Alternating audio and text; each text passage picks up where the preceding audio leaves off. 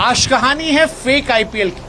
हाँ, एक ऐसा आईपीएल जो एक असली आईपीएल की खुमारी के बाद आया। आईपीएल खत्म होने के 3 हफ्ते बाद आया, एक अनजान गांव में आया, और वो आईपीएल जिसको लेकर करोड़ों का चूना लग गया दुनिया भर में।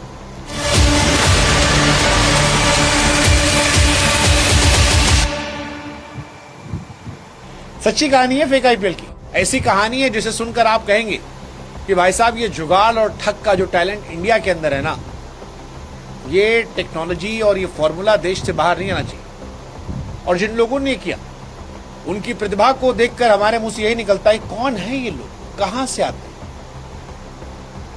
कैसे कैसे लोग हैं। गुजरात के एक छोटे से गांव में आईपीएल का रोमांच बनाया गया था। टीवी पर आईपीएल खत्म हो गया था, लेकिन गुजरात के मेहसाणा जिले में एक खेत में चेन्नई सुपर किंग और मुंबई को भिड़ा दिया गया था। और सबसे हैरानी की बात वाली ये थी कि इस मैच पर पैसा लगाने वाले लोग 7 समंदर पार बैठ के इस पर सट्टा लगा रहे थे, करोड़ों लुट गए। है ना इंटरेस्टिंग कहानी फेक आईपीएल की। रूस के शहरों में बैठे सट्टेबाजों को लग रहा था कि वो इंडिया में हो रहे असली लाइव मैच पर सट्टा लगा रहे। वो अपनी स्क्रीन पर चौका छक्का देख रहे थे, खुश हो रहे थे, लेकिन उन्हें अंदाजा नहीं था कि जिसे वो स्टेडियम समझ रहे थे वो किसान न खेत था।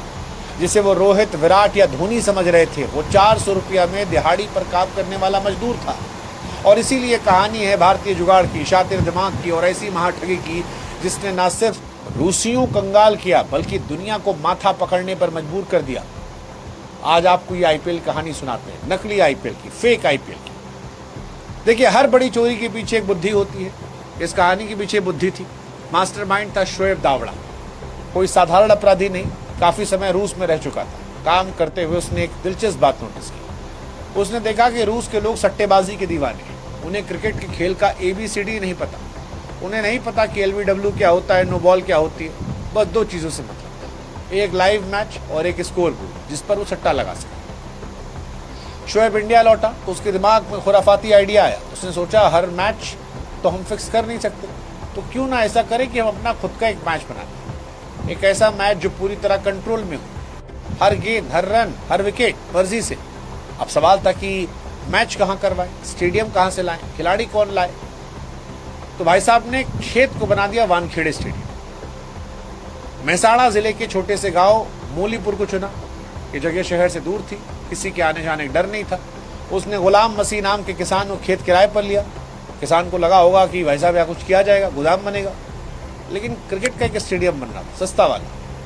असली स्टेडियम बनाने में करोड़ों रुपए लगता है, लेकिन शोएब ने कुछ 1000 रुपए में तैयार कर लिया। खेत का एक हिस्सा साफ करवाया, मिट्टी डलवाई, पिच बनवाया।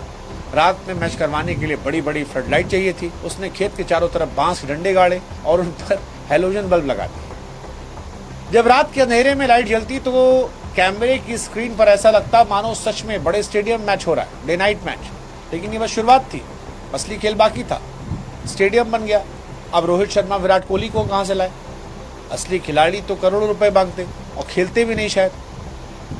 शोएब ने जुगाड़ निकाला। उसने गांव के खेतों में काम करने वाले मजदूरों और बेरोजगार लड़कों को पकड़ा। ऐसा ऑफर दिया जिसे वो मना नहीं कर पाए। उसने कहा, तुम्हें दिन भर कड़ी धूप में खेती करने के बजाय क्रिकेट खेलना, और इसके बदले पैसा देंगे तुमको। बस शर्त यह है कि एक्टिंग ऐसी करो जैसा हम कहेंगे। मजदूर खुश, पैसा भी मिल रहा था, क्रिकेट खेलने का मौका भी। इसने मुंबई के बाजार से मुंबई इंडियंस और गुजरात टाइटन की सस्ती और नकली जर्सी खरीदी।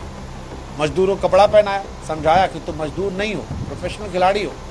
और इसके बाद सबसे बड़ा बवाल बाकी था। बिना दर्शकों के आईपीएल कैसे होगा? अगर खाली मैदान दिखेगा तो रूस वाले समझ जाएंगे कुछ गड़बड़ है।